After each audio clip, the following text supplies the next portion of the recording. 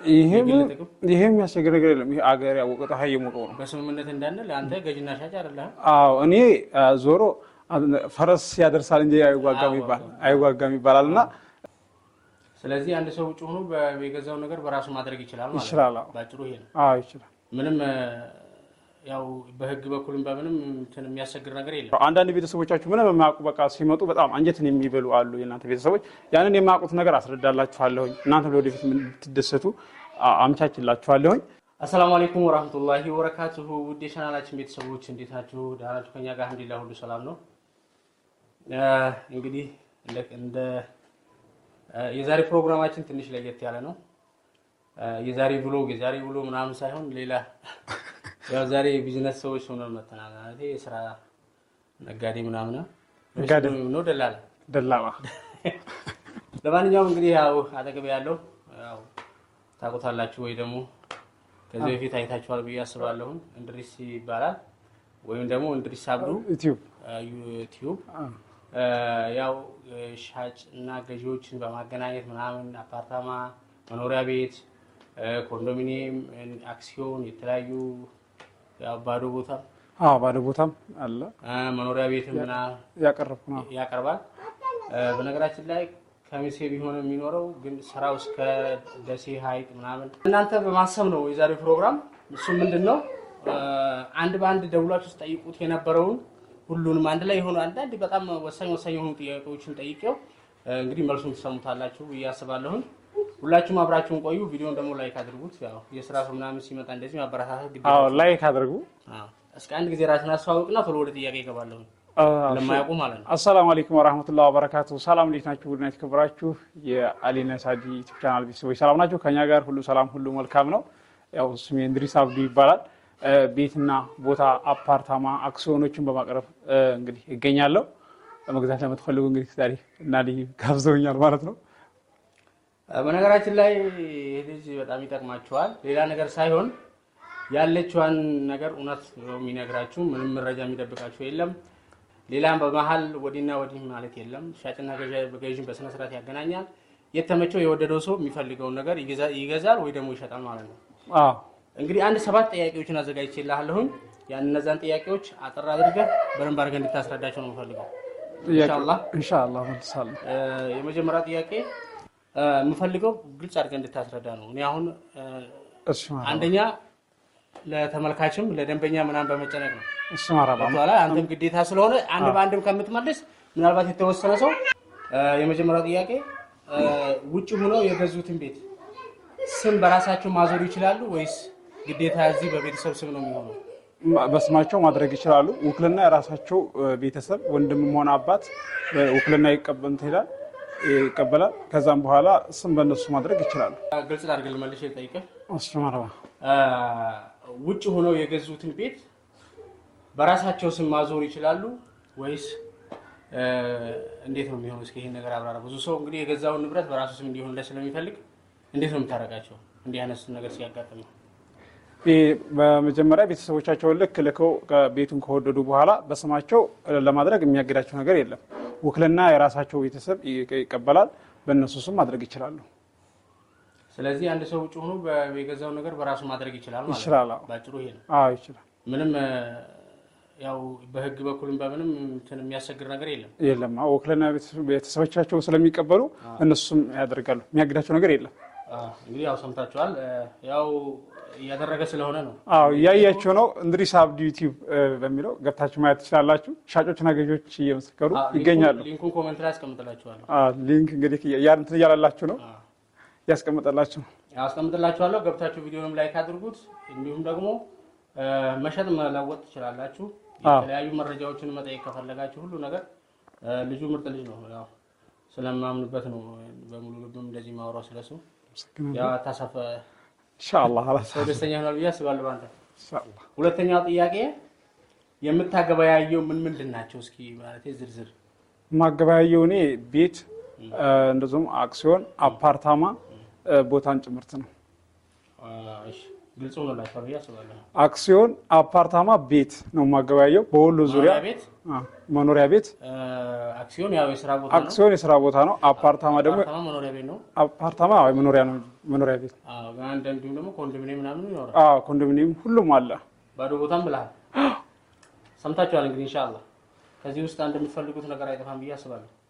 ሶስተኛው ጥያቄ ለምሳሌ አንድ ደንበኛ አክሲዮን ቦታ ወይም የመኖሪያ አፓርታማ ከፈለገ ወይ ደግሞ መኖሪያ ቤት ከፈለገ እንዲሁም ባዶ ቦታ አሁን ያልካቸውን ነገር ከዛ ውስጥ አንድ ነገር ፈልጎ አንተ ጋር ሲመጣ መቼም ዋጋ ወይ ያለውን ነገር ምናምን ይሄ ያለ ነው። ከዚህ ውጪ ልታስጨብጣቸው የምትፈልገው መረጃ ወይ ልትነግራቸው የምትፈልገው ነገር ምንድን ናቸው? ያንን የአንድ እነሱ ማወቅ ያለባቸው ነገር የአንድ ሰው ዕጣ እንደዚህ ካቅርቤ አፓርታማም ሆነ እንደዚህ አክሲዮን ልክ ያን ካቀረብኩ በኋላ ዋጋ ነግሬ ነው እንግዲህ ሳቀርብ አይደለ። ከዛም በኋላ ከመግዛታቸው በፊት ማወቅ ያለባቸው የአባል ብዛትና የካሬ መጠን ከእንደገና ደግሞ G+ ስንት እንደሆነ ማስረዳት፣ ለነሱ የሚደርሳቸውን የካሬ ስፋት ግልጽ አድርጎ ማስረዳት። አንዳንዶች አሁን ዝም ብለው እዛ አክሲዮን ውስጥ መግባት እንጂ እንዴት ምን ያህል እንደሚደርሳቸው ሳያውቁ ይገባሉ። በኋላ ደግሞ እንደዚህ ከገና መስራት እየተጀመረ እያለ ሳይገባቸው ስለሆነ የገዙት በጣም ስሜታ ይሆናል። አስረድቶ እንደዚህ ግልጽ አድርጎ ሁሉ ነገር ግን ሲሆን እነሱ ማውቀው ስለሆነ የገቡበት ደስተኛ ሆነው ይኖራሉ። መዋጮ ብር ራሱ አዋጡ ሲባሉ ቅር የሚላቸው ነገር የለም። ለምን መጀመሪያ ማውቀውበት ገብታል። አንዳንድ ልጆች እንደዛ ሳያውቁ ዝም ብለው መግባታቸውን ብቻ እንጂ እንደዛ እንትን የማይሉአሉና ያን ግልጽ አደርጋለሁ። መኖሪያ ቤት ከሆነ ደግሞ ስንት ቤቱ ስንት ቤቱ ምን ያክል ካሬ እንዳረፈ እንዲሁም አጠቃላይ ደግሞ የቦታው ስፋት ምን ያክል እንደሆነ ይሄም አዎ ቤትም ሳቀርብ የካሬውን ስፋትን መጠንና እንደዚሁም ይሄን ያህል ክላስ ነው ብዬ እናገራለሁ። ደርድራለሁ የሚለውን ነገር ደግሞ ህገወጥ የሚለውም ነገር አለ። አብራራለሁ። ኢክስፖርት ያደርግ ምርቶችን ነው እንደዛ ማቀርበው። ባለፈው ወርቅ የማዶ አካባቢ ላይ የጸደቁት ይዞታ የተሰጡትን አይነት እነሱ ነው የእርሻ መሬት መሸጥ እንደዚህ መለወጥ አይቻልም ነገር ያለሁኝ። ያው እንግዲህ እናንተ እንደ ፍላጎታችሁ ማድረግ ትችላላችሁ እያልኩ ግልጽ አድርጌ ነው የምናገረው ስለካ። እሺ አራተኛ ጥያቄ ገዥና ሻጭ ስታገናኝ ወይም ስታገበያይ ያንተ ጥቅም ምንድናቸው? መቼም ወይስ ይሄ ምናልባት ለመናገር ያስቸግር ይሄም ያስቸግር ነገር የለም። ይሄ አገር ያወቀው ፀሐይ የሞቀው ነው። በስምምነት እንዳንል አንተ ገዥና ሻጭ አይደለህ? እኔ ዞሮ ፈረስ ያደርሳል እንጂ አይዋጋም ይባላልና ዳይሬክት ከባለቤት ጋር ነው ማገናኘው። አንድን አክሲዮን የአንድ ሰው አቅርቤም ከሆነ አፓርታማም ይሁን የአንድ ሰው አቅርቤ ከሆነ ልክ እንዳቀረብክ ገዥ ሲመጡ ዳይሬክት ከባለ ንብረት ጋር አገናኝና ዋጋ ይነጋገራሉ። ከጨረሱ በኋላ ከሁለቱም በኩል በፐርሰንት ነው የታወቀ ነው። ስለዚህ አንተ ደላላ ነህ ማለት? ደላላ ነኝ። አገናኘኝ ጥሩ። ሌላ የሚያገባ ነገር አንተ ውስጥ ምንም እንትን ሻጭም ጋር ከገዢው ጋር ዘመድ ሳትሆን አንተ ከሁለቱም ጋር ዳይሬክት ነው ማገናኘት። ልበ ቆንትናቸው እንትን እንዳይበላሽ ዳይሬክት አገናኝቼ ከሁለቱም በኩል ነው። ይሄ ታውቃለህ፣ ብዙ ደንበኛ የሚወደው አይነት እንትን ነው። ደላላ ያው ለሁለቱም ነው ግዴታ የሚሆነው። ከዚህ በፊት ስታገበያይ እንግዲህ ብዙ ጊዜ ያው እንግዲህ ወይ ሻጭ ወይ ጋዥ አንዱ ውጭ ነው የሚሆነው። ከነሱ ከቤተሰቦቻቸው ጋር ወይ ደግሞ ከተወካይ ወይ ደግሞ እነሱ ወክሎ ከሚልኩት ሰው ጋር እስኪ የገጠመህ ነገር ከዚህ ምናልባት ጥሩ ሊሆኑ ወይ መጥፎ ሊሆኑ ወይ ደግሞ ባለማወቅም በምንም ደግሞ ጥሩም ሊኖሩ ይችላል። እስኪ የምታካፍለው ምክርም ካለ የሆነ አስተያየት ካለ ወይ ገጠመህ ነገር ካለ። ይሄ ጥያቄ እንዳንሳው አለ። ለምሳሌ ልክ አብዛኛ እንደዚህ ከሀገር ውጭ ያሉ ሰዎች ናቸው እኔ ጋር እንትን የሚመጡት ቤተሰብ ይልካሉ፣ እቀበላለሁኝ። አቅርቤም ደግሞ መጥተው ተመልሰው አቁም ቤተሰቦቻቸው በስነ ስርዓት ነው ማስተናገድላቸው። ይሄ የደረሰብኝ ነገር ቤተሰብ ልክ እንደላኩ ከገጠራማ አንዳንድ ነገር ማውቀዋል አይደለ? እንደውም ሆነ እንደዛ ጫጭምርት የሆነ ቤተሰቦች አለ አይደለ የሚናገሩ አሉ። ያው የደላላ እኮ እንደ ሐራም እኮ ነው ምናምን ይሉሃል ቤተሰቦች ማለት። ግን ከሁሉም ብዙዎቹ የኔ ቤተሰቦች የደላላ ምናምን ካነሳ አይወዱምና አንተ እኔ እንትን እልልሃለሁኝ እነሱን ተዋቸው መርሀባ እሺ ባላቸው እንዳመላቸው ያዝና ብቻ ሁሉ ነገር ጨርስና ፕሮሰሱን አስረክብልን እኛ የኮሚሽኑን እንትን እንልልሃለን ይሉኛል። እነዛ ሰዎች እንዳመላቸው እና ቤተሰቦቻቸውን አባታቸውን አብዛኛ እንደዚህ ወንድማቸውን የሚልኩት እንደዛ አስተናግዳለሁ። ከነሱ ነው ይቀበላለሁ። በቃ ለምን እነሱ አቁም አይን ለዚህ የድሮ ሰው አሁን ለምሳሌ የድካምህን ደክመህ ነው አሁን ያንን ሄደክ ስትቀርጽ ደላላ ብር እንደውም በጣም የተወደደ ለምን ንግድና ድለላ በጣም የተወደደ ስራ ነው። ሐላል ነው። እነሱ ፈቃደኛ ሆነው ነው የሚሰጡት። የታወቀ ነው። በፐርሰንት ነው አውቀው ነው ሲመጡ ይሄንን ነገር ማለት ነው። ወይም ደግሞ ከፈርቅ እንደዚህ የሚያዝበት ነገር የለም። ዳይሬክት ነው ከባለቤት ጋር ማገናኘው፣ ከባለቤት ጋር ከባለ አክሲዮን ጋር ማገናኘው። ስለዚህ ይሄ ምንም እንትን የሚለው ነገር የለም፣ ሐራም የሚሆነው ነገር የለም። ግን የማያውቁ ናቸው አንዳንድ ሰዎች ናቸው እነዚህ ማለት ነው። ብዙዎቹ ያውቃሉ፣ ይረዳሉ። እንደውም ካልኳቸው በላይ ነው የሚሰጡት። ያገበያያቸው መቼም ዛሬ ያገበያየ ነው።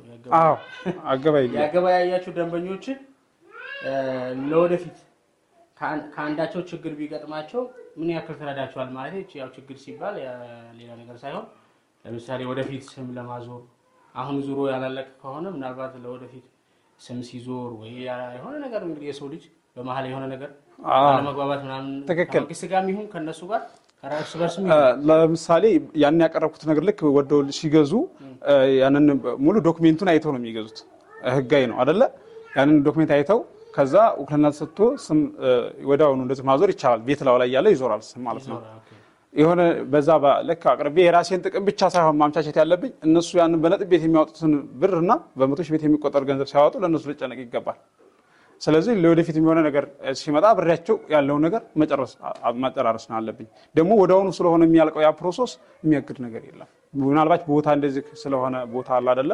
ስም የሚዞረው ቤት ላይ እንትን ካለ በኋላ ነው፣ ከተሰራ በኋላ ነው። ማለቅ አይጠበቅበትም። ያ ቤት ደግሞ ለማዞር ከተጀመረ በኋላ ከታሰረ መዞር ይችላል። ስለዚህ ይሄ የሚያቀር ነገር የለም። የመጨረሻው ሰባተኛ ጥያቄ ለቤትና ቦታ ፈላጊዎች ወይ ደግሞ አክሲዮን አፓርታማ ለሚፈልጉት ሁሉ ከጊዜው አንፃር ጋር ካለው ገበያ እንትን ጋር ምን አስተያየት ወይ ደግሞ ምን ሐሳብ ምክር ትሰጣችኋለህ? እንዳንድ ጥሩ ነገሮችን እንድትነግራቸው ፈልጌ ነው። ከመጀመሪያ አካባቢ በሚሸጠው ዋጋ መግዛት አለባቸው። አንዳንድ ሰዎች አሁን እጥፍ አድርገው የሚገዙ አሉ። እዛው አክሲዮንም ላይ አፓርታማ ላይ እጥፍ አድርገው ይገዙና እነሱ ለትርፍ ነው እንግዲህ አብዛኛው አንዳንድ ሰዎች የሚገዙ አሉ፣ ለትርፍ ማለት ነው። እንደዚህም ደግሞ ጨርሰው ቀስ ብለን ያትርፈን እንሸጣለን ብለው የሚያስቡ አሉ። በውድ ዋጋ ይሸጡና ከዛም በኋላ ሊሸጡ ሲሉ እነዛ ገዢዎች መቼም አጣርተው እዛ አክሲዮን ላይ ነው እንግዲህ የሚገዙት። ስንት እንደሚሸጥ አጣርተው ነው በውድ ይገዙና በቃ እነሱ መልስ ምንድነው አረገሽ ጠፋ ነው የሚሉት። ለምን በውድ ገዝተውታልና። በቃ አካባቢ በሚሸጠው ዋጋ ሲገዙ ቤት የሚሆን አክሲዮን የሚሆን አፓርታማ ባለው አየር በሰዓቱ የገዙትን የተወሰነ 2 ወርም ቆይቶ 3 ወርም ያተርፋል። ያው እንደውም አሁን ላይ ትንሽ እንትን ነገሮች ይቀነሱ ይመስለኛል። ሀገሩም አገዛዝ ሻጭ ስለበዛ ጥሩ ነገር ያው ጥሩ ነው፣ አልቀነሰም።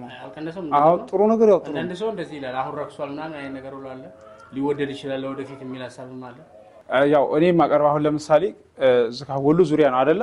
ሳቀርብ እስከዛሬ እንግዲህ ያው ያሉ አንተም አይተሃል እያፈራረምኩ ማለት ነው። ከሚሴም አገበያ ያለው እንደዚህም ደግሞ ደሴም ኮምቦልሻም እያገበያየው ነው።